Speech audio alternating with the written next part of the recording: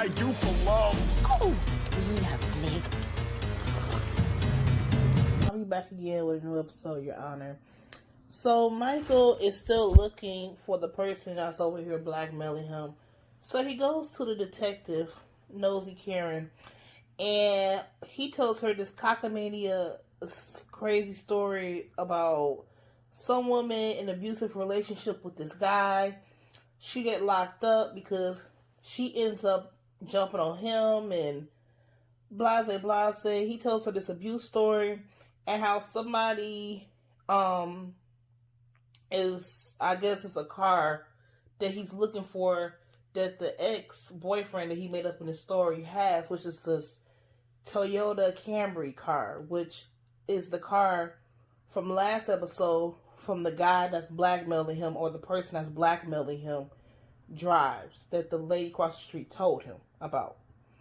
So now he's just trying to use the cop to put the license plates into him if she can find the person. But I'm like, this sounds really suspicious. Like, for Michael to try to find out who's blackmailing him, do you really want to involve the cop into this? Because she not going to look at the surface. Like, what was the reason for you coming her with this cockamamie story? Like, it don't make no sense, Michael. So now the cop look it up on her computer system, and like the only people she can match with those license plates are people that don't have a record. So it really don't make sense for her to go after them. And he all telling her, well, can I have it anyway? And she's like, well, this is private. So he's using his master games of being a manipulative Virgo. So she gives him the information of the two people, the two citizens that pulled up in the data system about the license plates. But she doesn't know when she goes to the bathroom, and she does the, I'm going to the bathroom, keep an eye on my computer. And that's code for, here go the information. So Jimmy the Irish then found the house that Michael and hard-headed Adam live at. So the dog, first of all, this unloyal ass dog. So the dog comes downstairs and Jimmy is in the house. So he's walking around the house. He using the toilet, walking around the bedrooms, taking pictures. And then when he goes in the bathroom, he finds an inhaler. Now you remember episode 1 when they went to the site where his son got hit at by the car, they found that inhaler. So now he putting two together, which is like, he putting two together real fast, that this kind of matched the inhaler that they found on the crime scene. So now he like, oh, okay. Adam, so now you go to Adam. Adam was out here forming a relationship with Jimmy the Irish daughter, okay? And mind you, you know, he the one that killed the brother. So why are you trying to form a relationship with the daughter, the one that kind of don't even fuck with her family like that? But still, why are you still trying to form a relationship with her? So she ends up pulling up to his house, and they're hanging out in the car, and they talking, and she's just talking about how she wears this t-shirt that her brother used to wear, and she's just talking about how her brother was close and how he had plans to go to Paris and all this stuff. And I guess she's trying to bond with him because both of their loved ones are dead. But I'm like, Adam, you shouldn't be trying to form a relationship. Oh gosh, he is so damn hard-headed. So now Michael has found some clues on who's blackmailing him. So he goes to his old folks' home, which he's trying to follow the location the cop gave him. And when he goes, the guy kind of has like dementia in and out.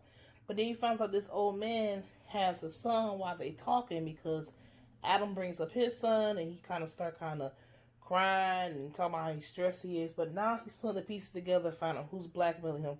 So it's his old man's son, because he said his son stole his Camry. And remember in the beginning episode, he was looking for a Camry. So Adam might just like Irish Jimmy find out who Michael is, Michael's gonna find out who's blackmailing him. I'm not gonna lie, Jimmy the Irish got some anger issues, because he out here stabbing grapefruit now. Like, what did the grapefruit do to you? How do you have enough? Didn't you kill the damn bird last week?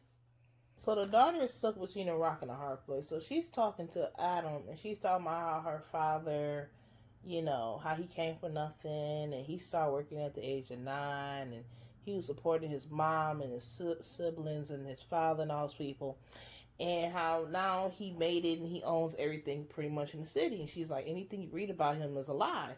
And I'm like, girl, your daddy's a killer. You come from a lineage of killers.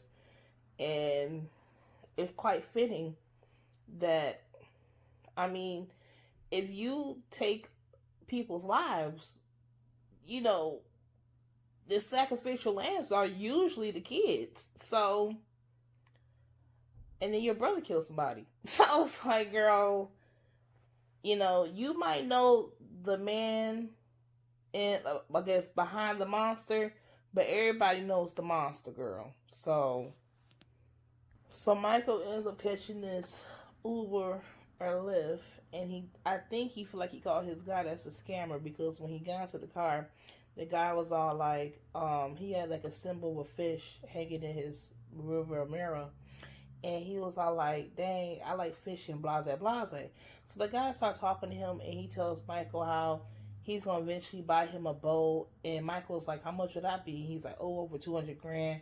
And then Michael put together that the person that tried to blackmail him wanted 200 grand. So now he looking like, oh, okay. So then he tells the guy to pull over and stuff. He gonna walk the rest of the way, but he puts a tracker in his car to track him, see what he's doing. So I'm like, so he think he found his man. My bad. He didn't put a tracker in his car. He put a phone in his car.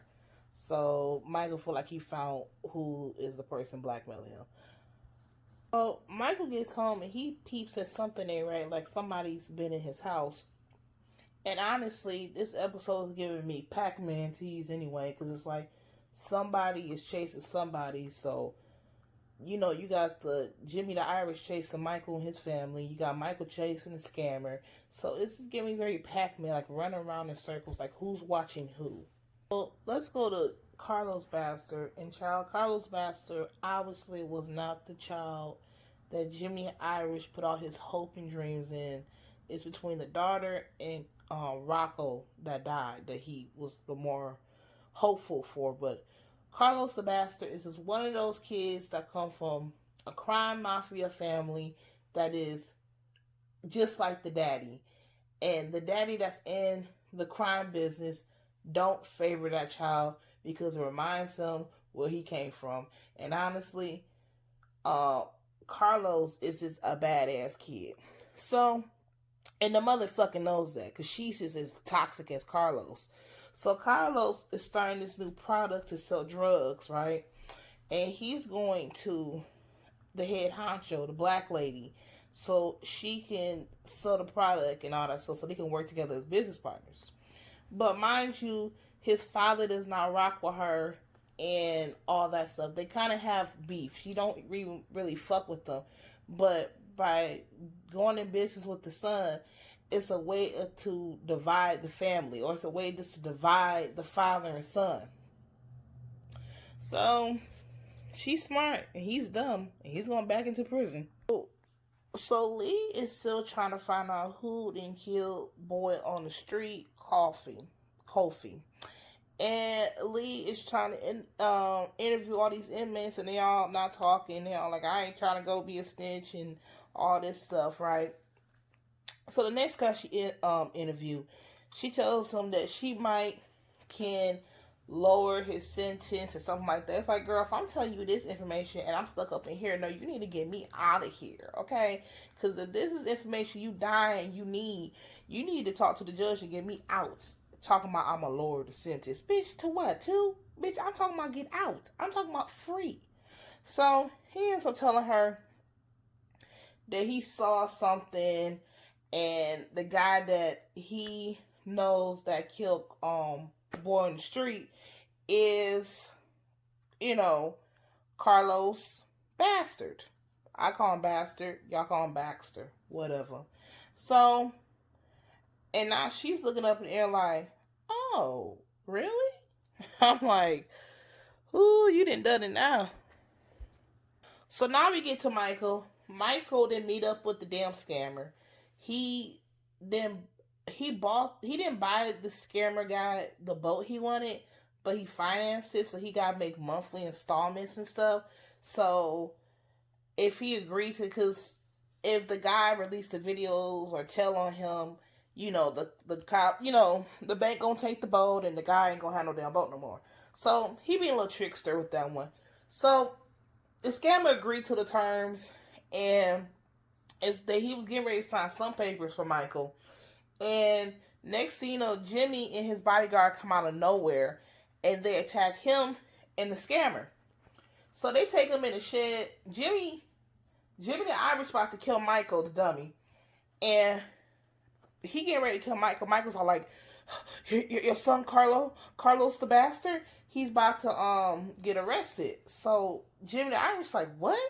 So now he telling Jimmy the Irish what Lee told him on the phone before he met up with the scammer, how she has evidence or getting evidence against Carlos to charge him for the murder or boy in the street, Kofi.